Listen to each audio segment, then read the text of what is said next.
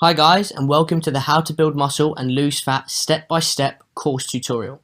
Before we delve into the course, I want to thank you for choosing me as your mentor, and I hope that you enjoy this course as well as benefit from it from the valuable information I've been able to put together. I want to start off by telling you guys a bit about myself and my experience in this field.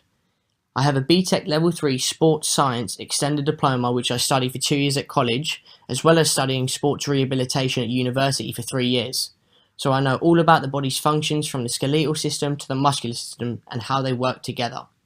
I'm currently working as a personal trainer as well as being a nutritionist, so I know what I'm talking about when it comes to training methods and dieting to reaching your specific goals, whatever they may be.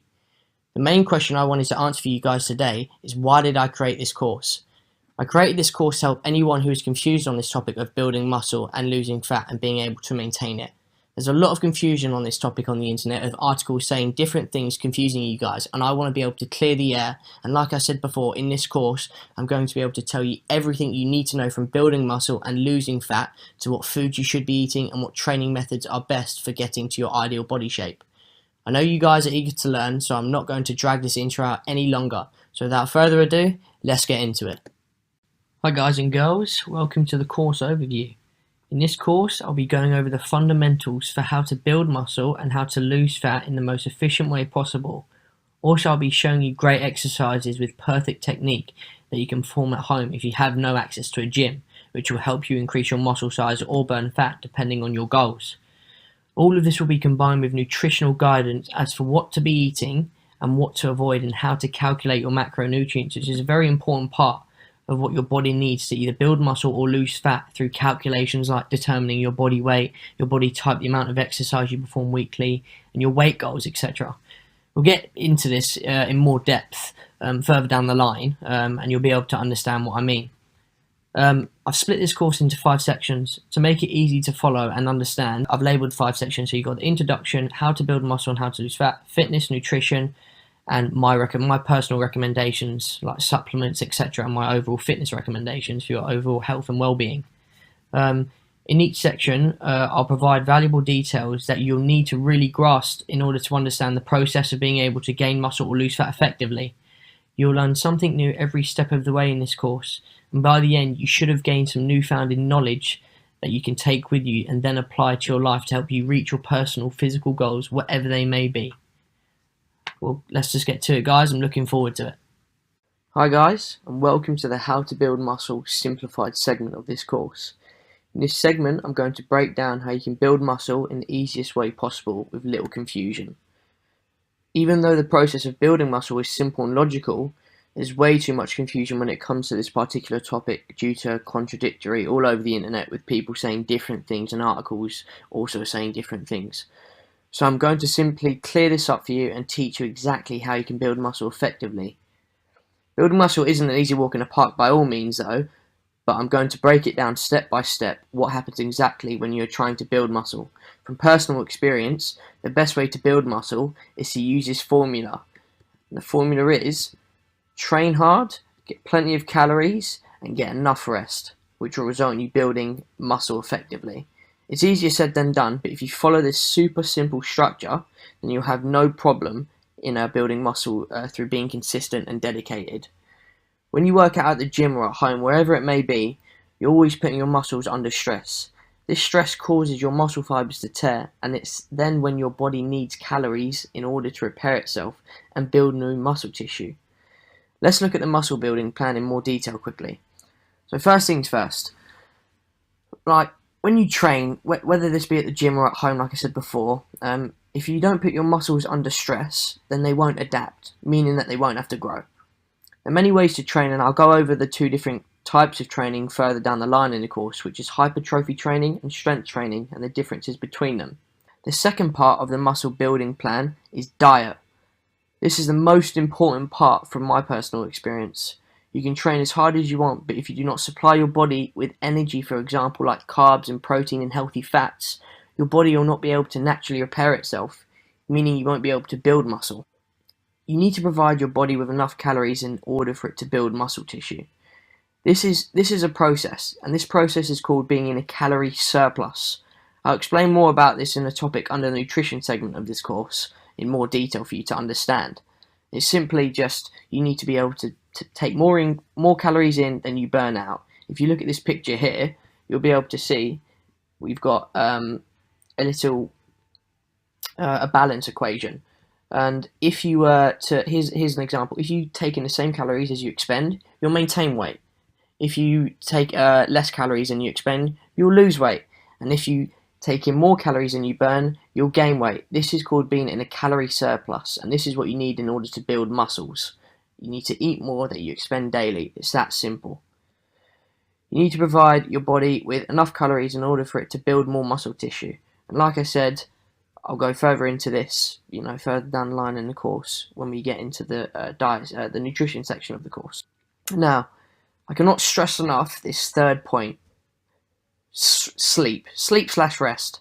I cannot stress how important rest is. Your body doesn't build muscle while working out or while being active. It needs time to rest in order to create new muscle tissue, predominantly when you're sleeping, like I said before. This is why rest is so important when it comes to building muscle effectively. You need to be getting at least 8 hours of sleep minimum per day in order to supply your body with enough time to repair and build. If you're getting under 8 hours per day or struggle to sleep, then I highly recommend that you take naps throughout the day to give your body that important time period where it can build muscle. Not only is rest good for building muscle, but it's good for your overall health. Rest can be a turning point for your performance while working out. Trust me, I know. If you don't get enough rest from staying up, whether that be staying up late tonight or going out for a drink, whether it be with your friends the night before, then you'll feel tired and you'll basically feel lethargic throughout the day. This can have a negative effect on your performance, and this is the last thing you want to happen, trust me. Hi guys, and welcome to the How to Lose Fat Quickly segment of this course. In this topic, I'm going to break down the science behind how to lose fat. Losing fat is also something people are confused about, like I've spoken about in my previous segment about how to build muscle. And there's a lot of different things and different opinions being said of how to lose it quickly and different strategies, but I'm just going to break it down plain and simple for you guys so you understand the exact process for how to lose fat and how to lose it quickly if you're looking to get into great shape. All right, now the first step on how to lose fat is pretty simple. You've got to be able to calculate your calorie intake. It takes 3,500 calories to lose 1 pound of fat. That's a fact, guys. So if you're looking to lose, for example, let's say 2 pounds of fat per week, then the treadmills, it's not going to cut it for you guys. You've got to be doing vigorous exercise as well. You need to be doing a combination of things, not just exercise and calculating calories, but you need to be doing exercise that contains resistance training, cardiovascular training, combined with obviously a well-structured diet plan, which we'll go into now. So moving more specifically onto the diet side of things, you need to find out what your calorie intake should be through calculations that you can get online, like working out your macronutrient intake. It's all free online. There's loads of different websites, and further down into the course I'll show you how to do that. The basis of this is so that you can figure out how your body needs, what your body needs to maintain weight, and then from there you can start cutting the amount of calories you take in.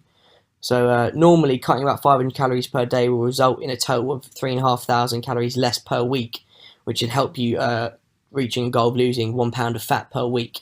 Like I said before, you have to combine this with your training, and training is very important, but this is equally just as important, if not more important, guys. If you're not calculating your calories and what your body needs to maintain weight and what your body needs to lose weight, then you're wasting your time. You can train as much as you want, but unless you've got this down to a T, you're not going to be able to lose fat as quick as you want to. If anything, you might be doing the opposite. You might have the opposite effect. You might be eating too much unless you calculate it. You can't just go off guessing, guys, from what you've been eating. You've got to calculate it.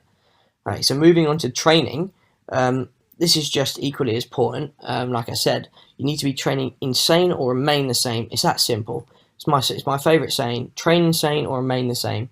Too many people just expect to lose like significant amounts of weight by just being in a calorie deficit, which is a negative way of thinking. You need to be working multiple muscle groups out vigorously to help shred that fat if you're looking to get in phenomenal shape. For example, like here's an example. A bicep curl versus a preacher curl. So a standing bicep curl versus a preacher curl. The difference is between an isolate movement and a compound movement. All right. So in a preacher curl, you're predominantly just working out your bicep. It's an isolated movement. It's specifically to target your biceps. I'm not saying that's a bad thing, but if you compare it to a standing bicep curl, Standing bicep curl requires you to work your biceps as well as keeping your core tight to maintain balance, pulling your shoulders back and keeping your legs slightly bent. This is called a compound movement. A compound movement is something that works out several muscle groups at once. So if you're looking to lose fat, the best bet is to do compound exercises. I'm not saying isolates are bad. I'm just saying it's simple science. The more muscle groups you engage, the more calories you burn. It's plain and simple. So if you're looking to shred fat quicker than just casually just being on a calorie deficit, obviously, one, you've got to work out, and two, if you're working out, make sure you're doing exercises that will benefit you even more. So stay away from the isolates. You can do them, but make sure you get the fundamentals in, the compound movements in, that work out multiple muscle groups and help you burn that fat and sweat more. Now, lastly, the last point into losing fat quickly, I'm going to talk about the main thing you need to lose. You need to lose your negative attitude. That's one thing. And combine that with consistency, you've got a winner there, guys. Like, nothing takes place of hard work and consistency. You must be consistent in order to achieve your goals. And if you're going to start dieting and training but then stop after 1 week, then there's no point in fooling yourself, guys. You need to have your head in the game. Losing fat consistently is a tough mental battle. It's very hard. It's very what's the word? It's very demanding on the body, and there's always been moments when I've been on a diet and you feel lethargic and you feel like you're not getting enough food. You feel hungry. You feel like you want to eat that chocolate bar, but you've got to never give up. You've got to keep track of what you're doing, guys, and remember the end goal of what you want. Here, set goals, keep track of what you're doing, and never give up, guys. They're my 3 most important points that you need to stick to. So make sure you keep prepared throughout your diet plan and your workouts, and you're onto a winner to losing fat quickly. Hi guys and girls, welcome to the segment of can you build muscle and lose fat at the same time. In this segment I'm pretty much just going to break down the science behind it almost, just basically, and I'll make it as quick as possible, you guys, with little confusion. I get asked this question a lot, if you can build muscle and lose fat at the same time, and it's not a bad question. It's actually a good question. And a lot of people say you can't, because in order to build muscle you need to be in a calorie surplus. In order to lose fat you need to be in a calorie deficit. But you can do both of them at once, guys, and I'm here to tell you how it can be done. So let's go on to the topic of calorie surplus versus calorie deficit, and which one should you be in. I want to make sure I get this right for you guys. So there's lots of if, buts and maybes out there, and the fact is it is possible to lose fat and gain muscle at the same time. Not everyone can do it. And not everyone can do it to the same degree due to different metabolisms and people's bodies reacting different ways to different stimuli, etc. But here's how you go about doing it. So the first most important step is to put yourself in a calorie deficit. You need to be in a calorie deficit to lose fat and build muscle. You need to be in a calorie deficit, guys. And that's just from cutting your calories down from what your normally calorie intake is for maintaining weight. Like I said in your like I've mentioned in the how to lose fat segment of this course. So you just need to cut the amount of calories down that you're taking in. You guys will remember this graph here. So in order to lose weight, you need to be burning more calories than you're putting into your body, and therefore you'll lose weight. But in terms of building muscle as well, people say you can't build muscle like this. Well, actually, you can build muscle like this. Obviously not so significant amount as much as you can as being in a calorie surplus, but you can build muscle in this. You can build lean muscle by being in a calorie deficit. There are lots of different ways to achieve that, but the main point is when you're in a calorie deficit and your body's looking for fuel to build new, more lean muscle, it looks for a second source of energy. And that energy will come in the form of fat, what your body's naturally already got. So once it's realised it's run out of the calories you're giving to it, you're starving it of the calories it normally needs to maintain weight, it will then start digging into its second source, which is digging for that extra fat that you've got around your body, whether that, all over your body, wherever fat is stored. And then it will use that energy from burning that fat to help create building new muscle. As long as, obviously, you've got to be combining this with, training. When you're providing your body with less energy, your body finds it harder, to move blood, pump it around all over the body and break down and synthesize new muscle protein, along with all other stuff involving you keeping you alive, the body's functions. But when you're in a calorie deficit, there is the gap between the amount of fuel your body needs and the amount it gets from the food, because you're depriving it of that almost, because you want to lose the extra pounds of fat.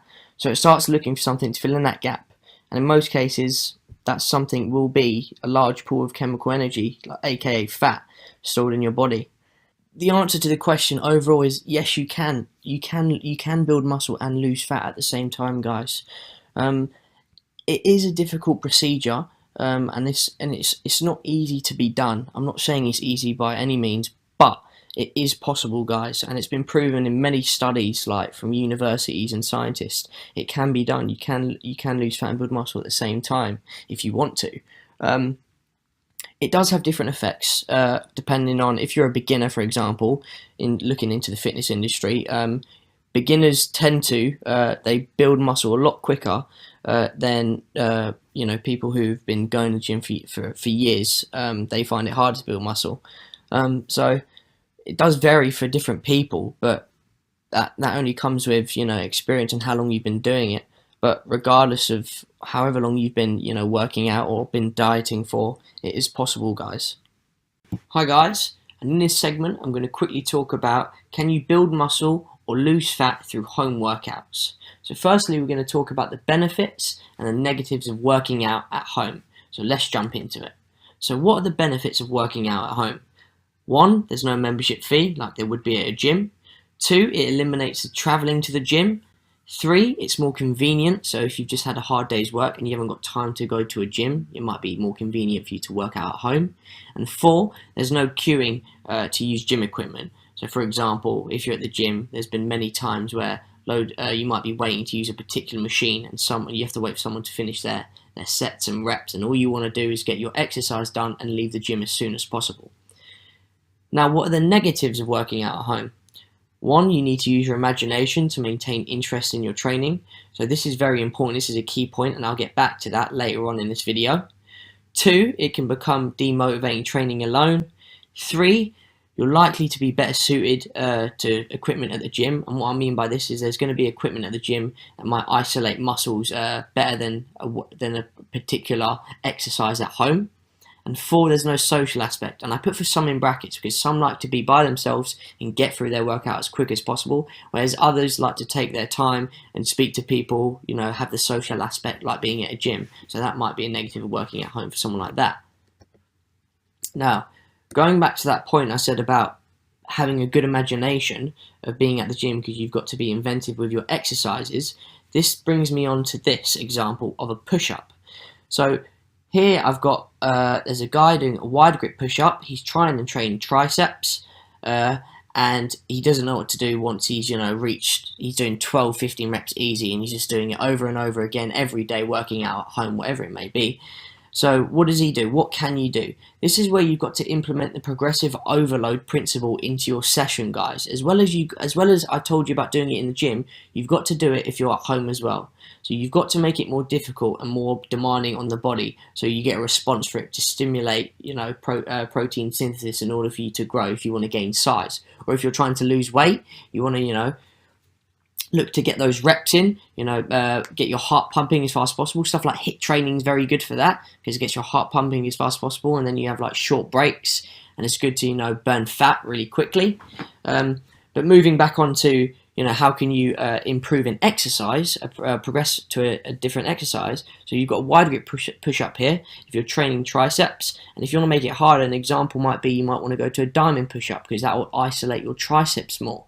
And if you find then you're getting to 12 to 15 reps of that and you're finding it easy after a few weeks, then what do you do then? Well, it's simple. You can decrease the rest period, you can alter the exercise, and what I mean by that is you can, when you're going down chest to the floor of a diamond push-up, you might count to 5 and you might go down slowly and explode up, change the dynamics of the exercise for your benefit. And it's all about benefiting it to suit your needs, guys. Whatever your goals may be, whether it's to lose fat or build muscle, you need to alter the exercise to benefit you.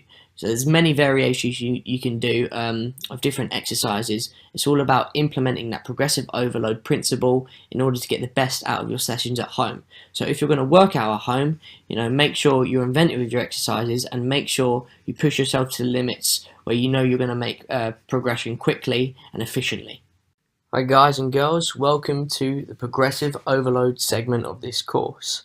In this course I'm basically going to go over what progressive overload is and how you should be implementing it into your workouts, whether they be at the gym or at home, in order for you to see improvements, whether that be on strength, whether that be getting more toned, whether that be increasing muscle size, whatever it may be, so it can benefit you the most way possible, most efficient way possible even. Let's get straight into it. So when you're trying to create the most effective workout routine possible, your goal is to use your frequency, your schedule, the intensity, the volume, and obviously your exercise selection as the optimal tool possible so you can achieve your goal.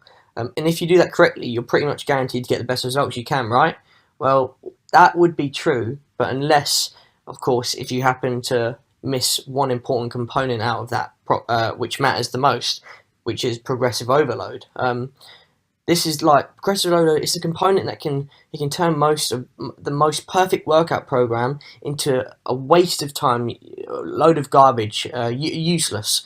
Like it makes or breaks your workout.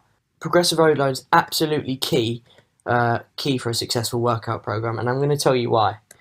Alright, so the progressive overload principle. The human body, when you put in it, when you're going to the gym, whether you're working out at home or either, its function, your body's goals is to keep you alive. Its main goal is to keep you alive, keep you functioning in the most beneficial and efficient way it can, and that goes by the means of whatever it can do to keep you alive. It will carry on doing that, and if it's sustaining it, it will be happy. It will be happy as Larry there, unless you change, unless you force it to come out of its comfort zone. Your body only knows how to, like I said, keep you alive and keep you functioning. So, it's vital that when you're training and working out to try and lose fat or build muscle, that you apply progressive overload into your workouts. Because otherwise it will just stay in its comfort zone, and you'll never see improvements. You'll just be consistently, casually working out, casually going by, not really improving, not really lifting more weight, not really losing the fat you wanted to lose, etc. So the only way your body will change is by you creating an environment that proves to your body that these changes and improvements must be made. Another way to put it is your body will not change or improve unless you force it to.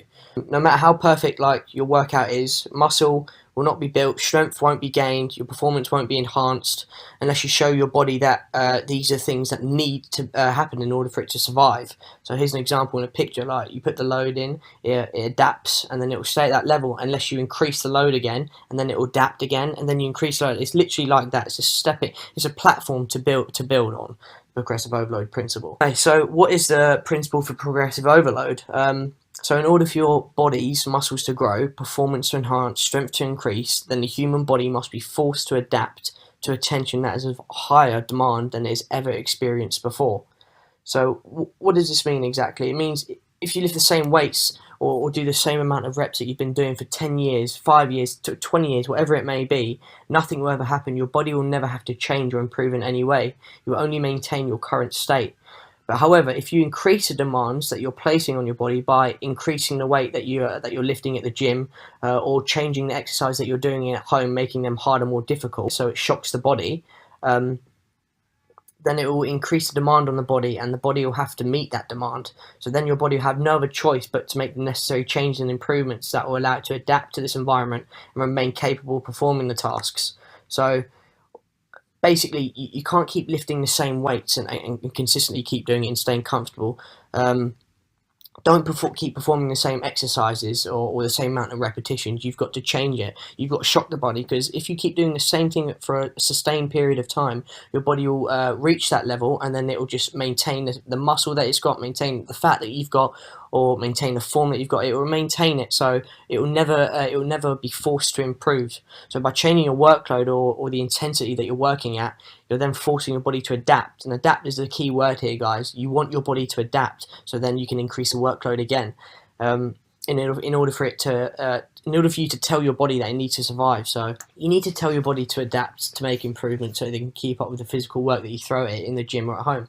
So you're basically giving your body no other solution but to make adjustments. And these changes and improvements and adaptations, if that's what you want to call it, they'll come in the form of more muscle, increased strength, getting more toned, losing fat quickly, or enhanced performance. Whatever your goals may be, that's what progressive overload will create for you. That's what the adjustments will create for you. It'll create these 5 bullet points that I've got here, depending on, like I said, what your goals are. So I'll give you an example of progressive overload being used here. Let's pretend, let's just say you can lift 20 kilos, for example. Say you're doing a dumbbell bench press, and you're lifting 20 kilos. So you could be lifting that for 3 sets of 8 reps. Now, if you continue to lift that same 20 kilos for those same 3 sets of 8 reps for the next, let's say, 10 years, you won't see any new muscle or strength at all. Why? Because there was no progressive overload. Your body is already adapted to this tension. So once it's already reached that level, it's already provided you with exactly how much muscle you'll need and how much strength you'll need, and able to perform this task on a regular basis. Because you aren't increasing the demands being placed on your body, you're not going to see your body change or make any further improvements, and that's because you're not, implementing progressive overload. So when you're planning your workouts, when you're creating a diet, when you're creating new exercise that you do, whatever it may be to do with working out, or you've got to apply the principle of progressive overload if you want to increase. Once you've got to your level, that's fine. You don't have to do it anymore. You can stay at the level. Once you've reached your body goals, once you've reached the perfect state of what you want your body to look like, then you don't have to apply the progressive overload principle anymore. But until you're at that level, you must apply it, because you'll never see progression, hence the name progressive overload. You need to provide your body with a stimuli that triggers it to grow in the way you want it to, in order to reach your goals and get the outcome you want. Hi guys, and in this segment I'm going to quickly talk about the differences between hypertrophy training versus strength training. So let's jump straight into it. Okay, so what are the differences? Well, hypertrophy training is designed to induce maximum muscle damage for size gains, which increases strength potential. The rep range you'll be looking for is between 15 to 20. You'll be having much shorter rest period, between 1 to 2 minutes, and using lighter weights or moderate exercise in order to get 15 to 20 reps out of. Whereas strength training is designed to use your ability to use your muscles at maximum capacity to lift the heaviest amount of weight as possible. The rep range is between 4 and 6. You'll be having a longer rest period, between 3 to 5 minutes, and you'll obviously be lifting heavier weights or making the exercises harder if you're training at home. So what do both train?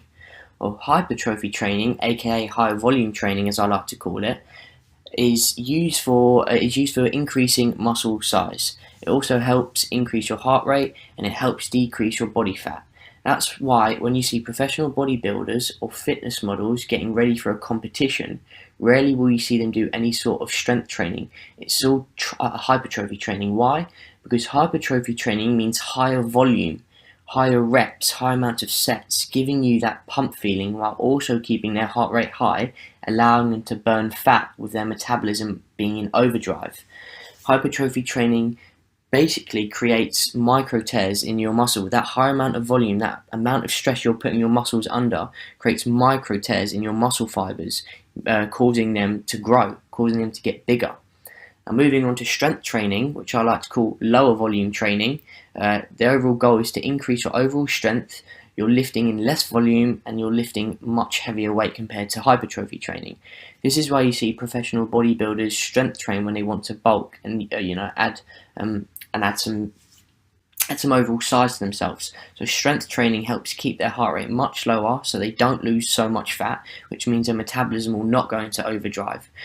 So essentially they want to add to their size what they've already got. So the key components to increasing, your strength is low volume on your repetitions and increasing your weight load, also known as progressive overload, which we've already talked about, guys, and having longer rest periods. And like I said, in strength training, your rest periods is going to be between 3 to 5 minutes, which is a long enough time frame for your body to recover from the exercise set that you just completed. So in essence, the muscle is damaged during the exercise set itself, and the extended rest periods in between sets allow for the muscle to overcompensate in its repair efforts, making fibers stronger but not necessarily larger, where they would in hypertrophy training, where you're training in much higher volume and your rest period is much shorter. I hope this cleared the air for you guys, and I hope you enjoyed the video. Hi guys, in this video I just wanted to give you a brief talking on being able to keep a strong mind in order to reach your fitness goals. Now, a lot of people go off track here, and this is where people give up and they'll never be able to reach their potential and what they want to achieve. The main point is be patient, guys. When you're on your diet and your gym program or your home workouts, whatever you're doing, just Rome wasn't built in a day. Nothing's going to happen instantly. You have to work to get what you want. Make sure you stay on track by setting goals and targets, because you can tick these off and it takes you that goal that you complete gets you a step closer to reaching your overall goal, your overall target. So by setting smaller goals, you will eventually reach your main goals. And if you don't, you'll just start thinking about the possibilities of what if, and you don't want that, guys. Second, be consistent. Don't take the easy route. So if you're starting to find it hard and you're getting demotivated, just like if you're feeling like you want to quit, remember why you started, guys. Remember why you started this journey. It'd be such a shame for you to throw it away because you're struggling to be able to keep up with it and keep up with the tempo of your routines, or being able to keep up with the strict diet that you must be on in order to achieve your goal.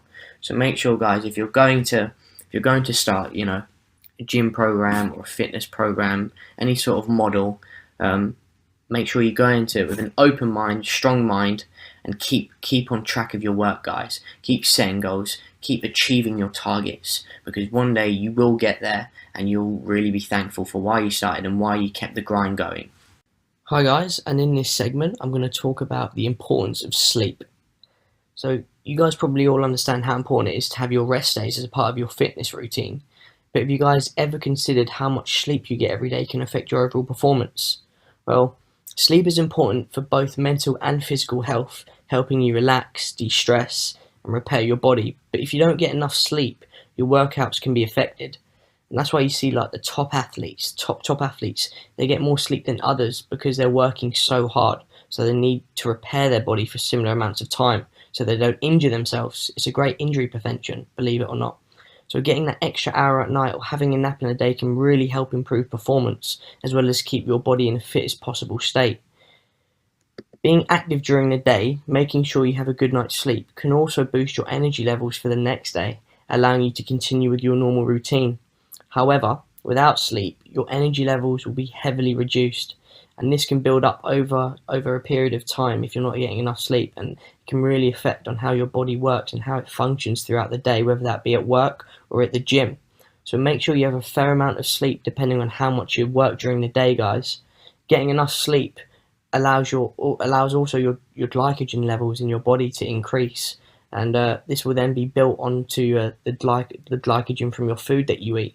And glycogen is important for many reasons, such as for your stamina and keeping your body in healthy shape. Without it, your body can truly suffer, as glucose won't turn to energy. And when you need energy, working out at the gym, and you don't have it, then your workout can be hugely effective, and your motivation can also be hugely affected, and your workout can go upside down. So sleep is needed to help your brain concentrate. It helps aid recovery of fatigue, and when at the gym or during workouts, here's an example: hand-eye coordination is very important. So if you're tired, you won't perform to the best of your abilities. So this means that you won't get the satisfaction from working out, making it super unenjoyable and something you don't want to do. But if you get enough sleep, you can help prevent this. But don't let it get to that, guys. I'm telling you, improve your quality of sleep. You need to make sure you're getting at least 8 to 9 hours, which is a recommended guideline. But I recommend at least getting a minimum of 8 hours to help you, carry out your activities for the next day. Hi guys, and in this segment I'm going to talk about how you should be calculating your macronutrients. So let's get straight into it. So firstly, step one, we need to find out what your resting energy expenditure is, also known as REE. And then after we find that, we then need to find out what your total daily energy expenditure is, TDEE. And then we're going to follow up this simple formula that I've got written down here. So what is resting energy expenditure? Well, all this means is how many calories you burn when you're doing nothing all day. Literally when you're, hence the word resting, when you're resting, how many calories are you burning? And then once we get that number, we are then going to find out how many calories you are burning due to exercise, depending on how vigorous it is, to then be able to multiply that number and figure out how many calories you are burning, including your sessions at the gym. So here's the equation. It will be 10 times your weight in kilograms plus 6.25 times your height in centimeters minus 5 times your age in years plus 5. That will give us your REE, your resting energy expenditure. So for example, let's say a male who weighs 70 kilos, who's 174 centimeters, who is 22 years of age. We put that into the equation and we get an REE of 1,672.5. Now what does this number mean? Well, this number means that on this guy's day off, when he's completely resting doing nothing, he burns a total of 1,672.5 calories doing absolutely nothing. Now, after finding out this number, we then need to find out how many calories he's burning at the gym. But this is all dependent on how vigorous the activity he may be performing. So there's 4 different categories: sedentary, light, moderate and very active. And depending on which one we choose, the higher the amount of calories you're going to burn. So for example, a sedentary, a normal daily activity is literally going to be like walking, going up the stairs, talking, etc. Not doing much, but just doing the basics. And then light is any activity that burns up to 200 to 400 calories for females and 250 to 500 calories for men. And then there's moderate, which is anything that adds an additional 400 to 600 calories burnt for females and 500 to 800 calories for men. And then there's very active, which is anything that burns an additional 650 plus calories for females and 800 calories for men. So once you've figured which category you're in, you can then get your REE. So in this case, for this guy, it's 1,672.5, and then we multiply it by which number, depending on which category you're in. So if you're in moderate, you've got to times your REE by 1.5 times. If you're very active, you've got to times it by 1.725, and so on and so forth. You get the gist. So in this example, our guy is he's very active. So he has to multiply his REE, which is how many calories he burns without exercise, and then multiplies that by 1.725. So if we get his 1,672 times 1.725, that will give us his TDEE, which is his total daily energy expenditure. So this is basically all of his calories burnt, including exercise, and that gives us a number of 2,884.2 calories burnt in his days where he's working out. So now what do we do from here? So now we've got that number, 2,884.2, we're going to round that down to make it easier, so 2,880 calories burned per day. So when he's working out on a normal day, he burns 2,880 calories. So then now how do we work out our macros, so like our protein, our carbs and fats? How do we work that out for him? So we've got to keep this in mind here. This is always good to have in sight so we understand the concept of protein, carbs and fats, because this is important. So these are the calorie values of each macronutrient. So for every gram of protein there's 4 calories, for 1 gram of carbs there's 4 calories, and 1 gram of fat there's 9 calories. In this example, I'm going to show you guys how this guy should maintain weight. So we said before, this guy weighs 70 kilos. His TDEE, his total daily energy expenditure, is 2,888 calories. So following a simple rule a lot of people use online, which is per pound of body weight, you must have 1 gram of protein in order to maintain weight. However, there's a lot more a balanced approach, especially for beginners, to use 0.825 grams per pound of body weight to maintain weight. So what this means is, for every pound of body weight this guy weighs, we must times that by 0.825, which is in grams, to be able to find out how many grams of protein this guy should be having on a daily basis. Like I said, this guy weighs 70 kilos, so in pounds, that's 154 pounds. So we times 154 pounds by 0.825, and that gives us 127.05 grams of protein per day. That means in order to maintain his muscle size, maintain his muscle mass, this guy must be having at least 127 grams of protein per day. Now, that's just the protein. We've now got to get the carbs and the fats involved in calculating this guy's macronutrients. So the rule of thumb is it's different for everyone. So in this example, I'm going to say 25% of his total diet of 2,880 calories is going to be of fat. So what I do here in this equation is to find out how much fat he should be having a day, is I do 2,880 times 0.25 to find out what 25% of 2,880 is, which gives us 720. That means he's got to have 720 calories per day of fat. And then to find out how many grams that is, we then divide 720 calories by 9, because 9 calories is 1 gram of fat.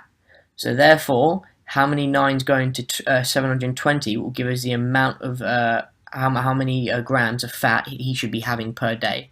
So 720 divided by 9 equals 80 grams of fat. So far this guy should be having 127.05 grams of protein per day and 80 grams of fat per day. That now leaves us with the carbs. So what do we do here? Okay, so like I said, this example I'm going to be showing you how this guy should maintain weight.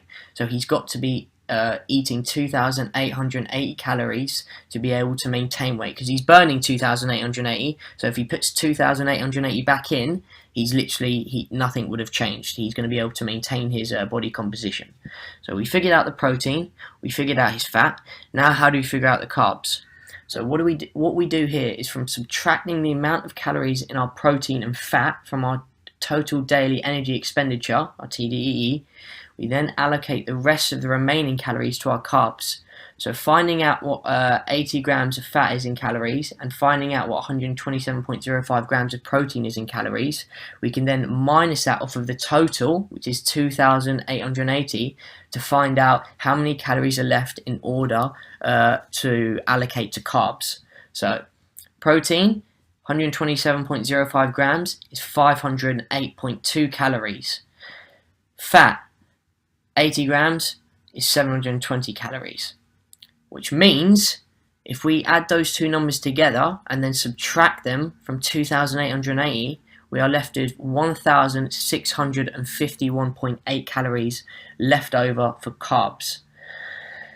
And 1,651.8 calories equals 412.95 grams of carbs. And now how did I work that number out? Well, if you remember in the previous slide here, for every gram of carbs, there's 4 calories. So that means we got to do 1,651.8 divided by 4 to find out how many grams a day this guy should be getting. And that equals 412.95 grams of carbs. So that's a simple way of breaking down how to calculate your macronutrients to maintain weight. There's just an overall example of what the guy's intake should be and how it should look. But in terms of, that's just to maintain weight. In terms of now how do you alter that to build muscle and how to lose weight? Well, It depends on your goals really, and how quick you want to achieve them. Everybody has different body composition, so in order to reach your goals, you've got to find out, your body type, find out, calculate the amount of exercise you perform weekly, how vigorous it is. For example, like I said before, is it sedentary, just casual, just walking, or is it very, very, very active? So you're literally working a lot, burning upwards of 800 calories for men or 650 for women. It's altered different for different people. Everybody has different metabolisms, so therefore everybody's diet will be different. But an average rule of thumb, a rough guide to build muscle, you need to be eating 20% more than your TDEE. So, for example, if I wanted to build muscle and my calorie intake to maintain weight was 2,880, I need to be eating 20% more than that in order to gain weight, in order to gain muscle, put on muscle. 20% of 2,888, I believe, is 576. So on top of 2,888, I'd need to be eating an additional 576 calories in order to put on weight, and that would roughly come to about 3,456, I believe, 3,456 calories. So that's in order to gain weight. Now, to lose weight, it's exactly the same percentage. A rough guide is to eat 20% less than your TDE. So I'd eat 20% less than 2,880 calories in order to lose weight. And say, for example, I was cutting out 500 calories per day. That means over the week, I'll be cutting out 3,500 calories a week, which is roughly losing a pound of fat per week. But like I said, it depends on your goals and what you want to achieve, guys. But one thing people seem to forget to talk about when calculating your macronutrients, it's all well and good being able to calculate them and then being able to, sustain your diet over a long period of time. But after a certain period of time, it's different for different people. Like different bodies adjust differently. But after a certain amount of time, your body's going to adjust. It's going to adapt. So it's going to realize that you're either eating enough to put on muscle, or you're eating less to lose weight. So if it figures out, say for example, you keep eating 20% less than your normal calorie expenditure is, your total daily energy expenditure is, it's going to then adapt and then realize that it needs to slow its metabolism down in order to function properly, meaning that over time it'll adapt and your progress will slow down. That's where you then need to alter calculating your macros again. It shouldn't be major in terms of the differences in calculating them, but things should get higher, things should get lowered, like protein, fats, carbs, in order to help meet your goals. Otherwise your body's going to reach a plateau and you're not going to be able to progress further. But anyway, I hope this video helped you guys, and I hope you can kill it out there and reach your goals. Hi guys, in this segment of the course I'm going to quickly tell you what you should be eating pre-workout. Now I'm going to jump straight into it, guys, because I get asked this question a lot. And the question is, what's the best snack before working out, and how long before your workout should you eat it? Well, firstly, you should really be asking yourself, do you need to snack? Generally, you don't need to eat before exercise unless you tend to run low on energy during your workouts, or it's been more than a couple of hours since your last meal. And the best time to eat is roughly about 30 minutes before you begin exercise. The best snack is one that combines carbs and protein with an emphasis on the carbs. You don't need a lot of food, by the way. For carbs, you can aim for the equivalent of half a bagel or a large banana, and for protein, you can consider a couple of tablespoons of peanut butter or a small cup of low-fat or non-fat yogurt. And if the fresh food isn't available, that's no problem, guys. You can aim to get supplement bars, and you can buy them in grocery stores, such as you can get your protein bar, you can get energy bars, but you need to be looking, at the content in those bars. You need to be aiming to get around 25 to 40 grams of carbs plus 10 grams of protein per bar, and try and stay away from the fat as well. Look at the fat content, because you don't want to be eating foods that are high in fat or high in fiber. So make sure you stay away from the junk food, because they contain high fat or they're high in fiber, and also warm fluids as well, guys, because they tend to speed through your intestines. And if you're eating this sort of junk or the warm fluids or the high fiber, high fat foods, they tend to upset your stomach as well, and you don't want that during a workout. Eating too much fat can also leave you feeling sluggish, and I've been there. I've had the junk food before going to the gym, and basically your body finds it hard to break down fat. So therefore it supplies your stomach with a lot of blood in order to help digest your food. And when your body's taking away all that blood to its prioritizing all that blood to the stomach to digest that fatty food, and it's taking away a lot of the blood that should be going towards the working muscles, to help transport the oxygen to the muscles to help them work out and get the best out of them. So stay away from the junky food and of course the high calorie snacks if you're watching your weight. Hi guys, and in this segment I'm going to quickly break down what you should be eating post workout. So let's get straight into it. When you exercise, your body will be fatigued and all of its energy will have been used up. So you need to make sure you supply your body with a source of energy like carbs and protein in order to help repair the muscle tissue. A general guideline for when you should be eating after a workout is about 45 minutes, which is a great time to eat after a workout. A lot of people, have different dietary requirements. So that means it might vary for different people depending on your goals and what you want to achieve. So depending on your goals, you need to make sure you're eating the right food that supplies you with the macros that you need to see improvements. For example, if you're a weight trainer and your goal is to increase your muscle size, then your diet's going to predominantly consist of high amounts of protein, a moderate amount of carbs, and low amount of fat. That means for the other end of the spectrum, people who like to do cardio, their diet's going to consist mainly of carbs because they need to replenish their energy that they've burnt in the gym, whether that be on the treadmill, whether they've been cycling, whether they've been doing the rowing machine, whatever it may be, or other cardiovascular endurance exercise they like to take part in. They need to replenish their energy cells in order to help repair and recover for the next session. Whereas, like I said, with the weight training, it's going to be predominantly protein because they need to supply their body with high amounts of protein in order to stimulate protein synthesis to help their muscles repair and grow new muscle tissue.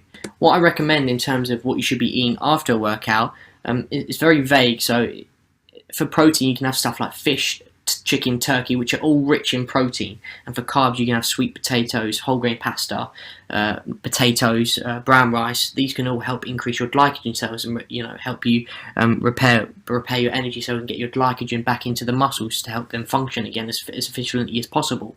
And the third thing that a lot of people forget about is the healthy fatty acids such as omega-3. Omega-3 can be found in stuff like salmon and mackerel. And what's omega-3 good for? Well, omega-3 is good for stuff like delayed onset muscle soreness.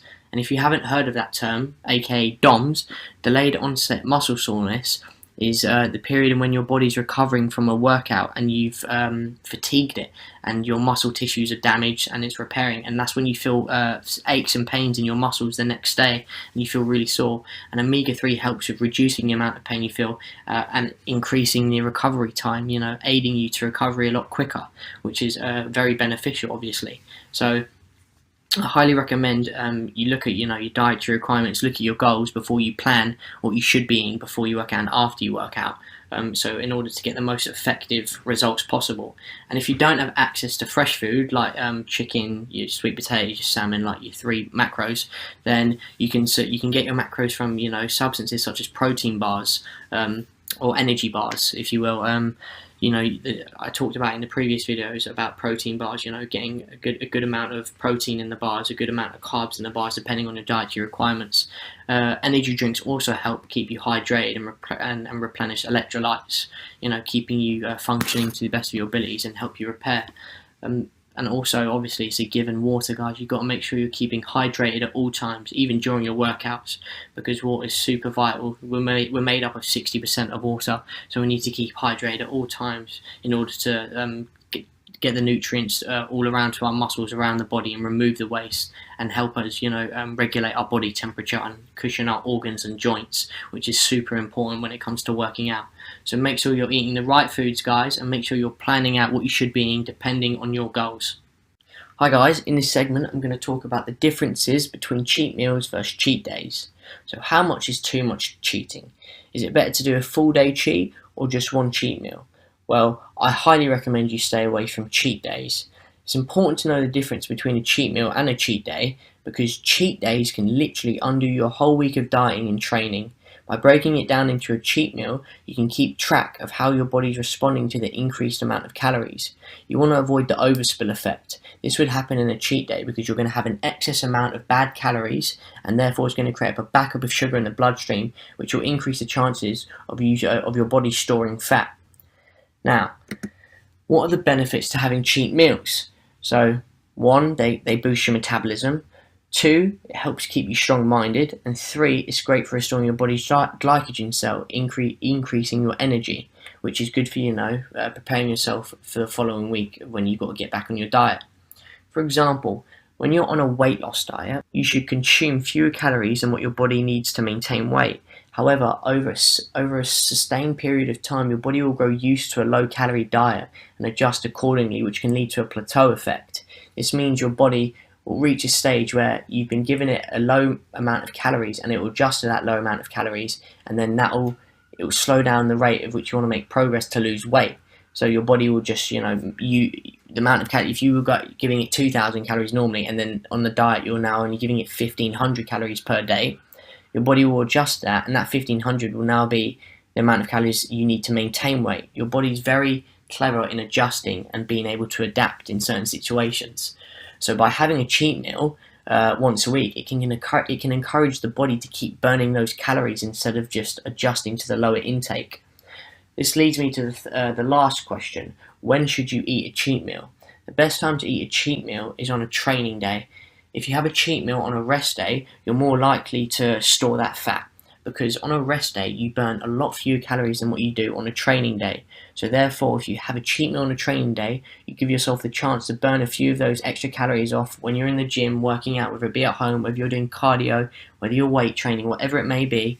And you give yourself that extra chance to burn those calories off that you would have eaten from that cheat meal. One thing I highly recommend is make sure on your cheat meal that you're still getting your macros, your fats, your your proteins, your carbs. Make sure you're getting the macros you need in there. I'm not saying get them in on that specific cheat meal. I'm saying make sure you get them in that day still. It doesn't mean you can go off track in terms of your macros. It means you can have a cheat meal to release the stress from being on a strict diet. So make sure you get, if you're meant to be on 140 grams of protein per day, make sure you're still getting that. Make sure you're still getting, if you need 60 grams of fat a day, make sure you're still getting that 350 grams of carbs a day. Whatever it may be for your specific diet, guys, make sure you're keeping track of your macros still, and you're still getting that in, because your body still needs that to progress and get the results you want. Hi guys, in this segment I'm going to quickly talk about my supplement recommendations. So let's get into it. So firstly, my first supplement recommendation would be protein shakes. They're great for supplying your body with an extra dose of protein to use for muscle growth, and they're super convenient. I only use protein shakes after the gym and when I wake up in the morning, because my body would have been starved and it is in need of protein in order to help continue repair and develop. I highly recommend you do your research into, there's many different protein shakes out there. There's different ones that provide a different amount of protein, different amount of carbs. So there's many different things according to your dietary requirements. So you need to do your research in your protein shakes if you're considering getting one.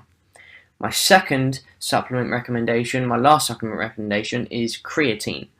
Creatine is a molecule that's produced naturally in your body. It provides energy for your muscles and other tissues. However, if you're taking it as a dietary supplement, it can increase muscle creatine content by up to 40% beyond its normal levels. So this affects your muscle cells during exercise performance and promotes muscle gain. In fact, a large amount of research online shows that creatine improves muscle strength. So this is good news if you're looking to gain muscle, because greater strength allows you to perform better during exercise, leading to larger increases in muscle mass over time. But like I said with the protein shake, there's many different things out there, guys, different creatine supplements, so you need to do your research. So the bottom line of my supplement recommendations is that supplements can't provide you with maximum weight gains if your nutrient and exercise programs are seriously lacking. So don't think that by just taking supplements and not being on a diet, guys, you're going to achieve your goals. I'm not saying that at all. Supplements just help you get to your goals, because they help the recovery process, fasten up a little bit. So So make sure you're eating the correct amount of calories, the macros you need in order to, get your goals, and don't rely on supplements as an easy way to get, to achieve your goals, like I said. And the most important disclaimer I must throw in there: do your research on your supplements before taking them. You don't know what are in them, so don't just take it for my word and go and grab a protein shake that you see online, or creatine that you see online, whatever you can get. Don't do that. Do your research into it, guys. These are just 2 supplements that I recommend, that I use, that help me in order to repair quicker and provide me with more energy, and provide my muscles with more protein in order to reach my goals a tiny bit quicker. Hi guys, in this segment I'm going to talk about how to get amazing abs. So let's jump straight into it. There are many exercises that will help get you amazing abs. So here's a few examples that are good for your core. Stuff like crunches, leg raises, yoga ball crunch, the cable crunch, the plank, the cycle crunch, and many more. These exercises are great for activating your core and help activate all of your abdominals. As well as these exercises, there are great methods you can find online for ab workouts, which include rest time and work time. And you're probably wondering why I haven't talked about that yet. However, this video is not about that. This video is how to get amazing abs. And what is the secret to getting amazing abs? Well, it's simple. Abs are made in the kitchen, guys. There are far too many videos and articles on the internet that claim by doing an ab workout for 4 weeks or 2 weeks or whatever it may be will help you see all of your abs fully ripped and shredded. That's simply not the case. Remember, abs are built in the kitchen. You can do all the ab training you want, which will help strengthen your core and potentially increase their size so they become stronger. But if they are covered in body fat, then you have no chance in seeing them. Everyone has abs. Some smaller than others, but you need to have a low percentage of body fat to see them. The percentage varies for everyone slightly, but the general guideline is to have 10% or less of body fat to see all of your abdominals. Don't fool yourself and think that you can perform exercise constantly that will help them appear more defined. You need to be on a strict diet to help get you down to that magic number of 10% body fat to start to see your abs, guys, clearly. Hi guys, in this segment I'm going to talk about, should you be following a workout program? So let's jump straight into it. So should you be following a workout program is a question I get asked way too much. And the simple answer to the question is yes. By following a workout program, you allow yourself to be able to keep track of your goals and your workouts. What I mean by this is you can keep an eye on the weights you're lifting at the gym, or how many reps you're performing of each exercise if you're training at home. This is crucial to keep track of these things because it will allow you to make progressions that are needed to help reach your goals. If you don't have a program in place, then you also cannot apply the progressive overload principle, which I've talked about in a previous segment in this course. If you don't know what you've been doing, then how can you increase the difficulty? You simply can't. There are many workout programs that you can find online that are easy to follow, and there are some for losing fat and there are some for building muscle, whatever your goals may be. There are different training methods also, like what we talked about in a previous part of the course of hypertrophy training and strength training. Getting back on topic here, you need to have a program in place in order to succeed. Otherwise, you'll have no sense of direction and you'll be playing a guessing game and not have a clue on what you should be doing it, how you should be doing it, and if you need to alter it in order to move forward. So to conclude this topic, guys, make sure you follow a workout program that suits your needs so you can have a sense of direction in order to be able to follow, to use as a stepping stone to see your own progress and help you to achieving your goals. Hi guys, in this segment I'm going to talk about my 5 overall general health tips. So without further ado, let's get into it.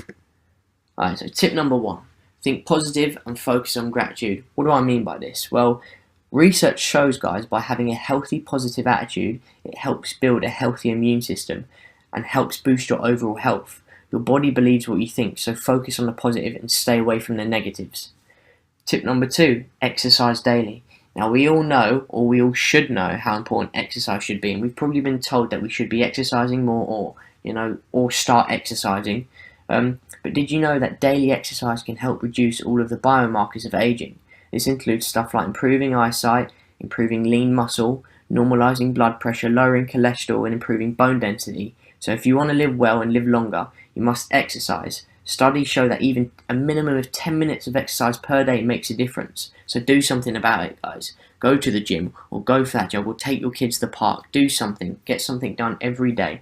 A minimum of 10 minutes at least can make a huge difference. This moves me on to my 3rd point, sleep. Now we already had a segment of sleep in this course and the importance of it, but it's got to be in my 5 overall general health tips. It's so important, guys. I can't stress it enough. Make sure you're getting at least 8 hours of sleep per day. Your body needs it to function in the most efficient way possible. No sleep equals feeling lazy and feeling lethargic, and you don't want that, especially, if you're on a diet or if you've got a workout program, because it can have a huge effect on that. Tip number 4, using food over supplements.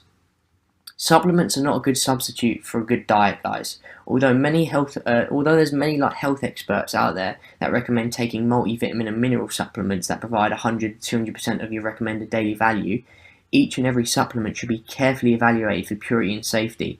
Specific supplements have been associated with toxicity, reactions with medications, competition with other nutrients, and even increased risks of disease such as cancer, heart disease, and diabetes. So make sure you don't use supplements over a good diet. And our last tip number 5, is getting adequate rest time. There's so many people out there who say, I spend countless hours at the gym doing cardio or weight training. I never seem to gain that weight. I never seem to lose 10 pounds. It's a common complaint I hear from my clients. Give yourself permission to shorten your workout. Believe it or not, overtraining could be the problem. Your body can plateau, meaning it can flatline, if not given adequate rest to restore itself. Ultimately, this will lead you to a decline in performance, feeling fatigued, feeling moody, having a lack of enthusiasm, depression, and increased cortisol, which is the stress hormone, if you didn't already know. So creating a program, that suited you, that provides you with adequate rest time is, absolutely vital in order to help your body recover and repair and reach your goals.